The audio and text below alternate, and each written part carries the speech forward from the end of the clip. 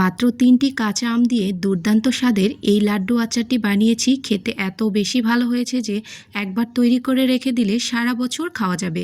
আর আচারটি দেখতে যতটা লোভনীয়, খেতে তার থেকেও অনেক বেশি মজাদার। এই আচার তৈরি করে রেখে সারা বছর খাওয়া যাবে। তো চলুন দেখে নেওয়া যাক দুর্দান্ত স্বাদের এই লাড্ডু আচারের রেসিপিটি। আচার তৈরি করার জন্য এখানে নিয়েছি 3টি কাঁচা আম। আপনারা চাইলে এর থেকেও বেশি পরিমাণ আম দিয়ে এই আচারটি তৈরি করে রেখে দিতে পারেন। সবগুলো আমকে একটা গ্রেটারের সাহায্যে গ্রেট করে নেব। তো সবগুলোকে একই রকমভাবে গ্রেট করে নিয়েছি। অল্প কিছু সময়ের মধ্যেই আমি 3টি আম গ্রেট করে নিয়েছি। এখন এই আমগুলোকে হালকা হাতে প্রেস করে যে এক্সট্রা পানিটা রয়েছে এটা আমি বের করে ফেলে দেব। অনেক বেশি প্রেস করার প্রয়োজন নেই, হালকা একটু প্রেস করে এই আমগুলোকে চিপে নিতে হবে যাতে এক্সট্রা পানিটা বেরিয়ে আসে। তো আমটাকে আমি চিপে একটু সাইড করে রেখে দিচ্ছি। এখন একটি স্পেশাল মশলা তৈরি করে নেব। তো প্রথমে এখানে 5-6টির মতো শুকনো মরিচ ভেজে নেব। আর মরিচগুলোকে অনেক বেশি কড়া করে ভেজে নেব না, হালকা একটু মুচমুচে করে এগুলোকে ভেজে প্যান থেকে উঠিয়ে নেব। তো এগুলো ভাজা হয়ে গেছে, এগুলোকে উঠিয়ে নিচ্ছি। এখন আমি মশলাটা তৈরি করে নেব। প্রথমে দিয়ে নিচ্ছি মেথি 1/2 চা চামচ পরিমাণ, দিয়ে নিচ্ছি কালো জিরে, এরপর দিয়ে নিচ্ছি মিষ্টি জিরে, এর সাথে দিয়ে নিচ্ছি সরিষা, সবগুলোই আমি 1/2 টেবিল চামচ করে নিয়েছি। সবার লাস্টে দিয়ে নিয়েছি ধনিয়া। চুলার লো আছে এই মশলাগুলোকে একদমই ভেজে নিতে হবে যাতে মশলাগুলো পোড়া লেগে না যায়। পুড়ে গেলে মশলার গন্ধ নষ্ট হয়ে যাবে আর আচারে দিলে আচারের টেস্টও নষ্ট হয়ে যাবে। মশলাগুলোকে ভেজে আমি নামিয়ে নিয়েছি। এখন ওই প্যানের মধ্যে দিয়ে নিচ্ছি 1/2 কাপ পরিমাণ সরিষার তেল। এরপর যে আমগুলোকে গ্রেট করে রেখেছিলাম আমটাকেও দিয়ে নিলাম। তো এখন তেলের সাথে আমগুলোকে একটু নাড়াচাড়া করে নিচ্ছি। তো আমার কাছে মনে হচ্ছিল যে আরেকটু বেশি পরিমাণ আম দিয়ে আচারটা তৈরি করে রেখে দিলে ভালো হতো। তো সমস্যা নেই, আবারও তৈরি করে নেব।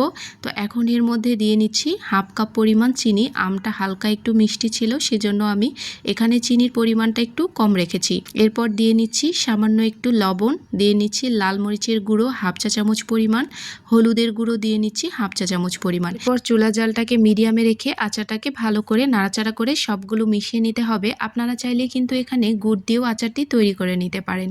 এরপর দিয়ে নিচ্ছি যেই মশলাটা আমি ভেজে নিয়েছিলাম সেটা আদা ভাঙা করে নিয়েছি, সেখান থেকে 2 টেবিল চামচ পরিমাণ এখানে মশলা দিয়ে নিয়েছি। এখন ভালো মতো করে নাড়াচাড়া করে আচারটাকে একটু শক্ত বানিয়ে নিতে হবে, যেহেতু এখানে আমি লাড্ডু আচার তৈরি করে নেব। আপনারা যদি নরম রাখতে চান এই অবস্থাতেই নামিয়ে এটাকে রেখে দিতে পারেন। তো আমি এটাকে আরও কিছুটা শক্ত করে নেব। যখন দেখবেন প্যানের গা থেকে ছেড়ে আসছে এই পর্যায়ে আচারটি হয়ে গেছে। এখন এটাকে নামিয়ে আমি আরেকটা আলাদা প্লেটে রেখে দিচ্ছি। যেহেতু প্যানটা অনেক গরম আছে, এই পর্যায়ে উঠিয়ে না রেখে দিলে আচারটা শক্ত হয়ে যাবে, তখন আমি লাড্ডুগুলো বানিয়ে নিতে পারবো না। তো এটাকে আমি হালকা কিছুটা ঠান্ডা করে নিয়েছি। এখন লাড্ডুগুলোকে বানিয়ে নেব। তো দেখুন একদমই আচার পারফেক্টভাবে হয়ে গেছে। আর হাতে শেপ দিয়ে লাড্ডুগুলোকে বানিয়ে নিচ্ছি।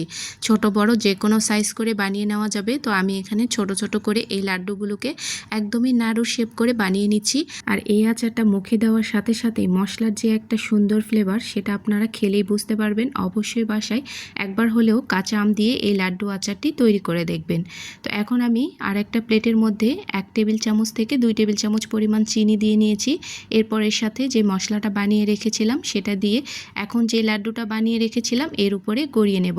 তো দেখতে কতটা লোভনীয় হয়েছে, খেতেও কিন্তু অনেক বেশি মজাদার হয়। বাসায় একবার তৈরি না করলে আপনারা বুঝতে পারবেন না। তো আমি সবগুলো লাড্ডুকেই এই চিনি এবং মশলার মধ্যে গড়িয়ে নিয়েছি। তৈরি হয়ে গেছে কাঁচা আমের লাড্ডু আচার।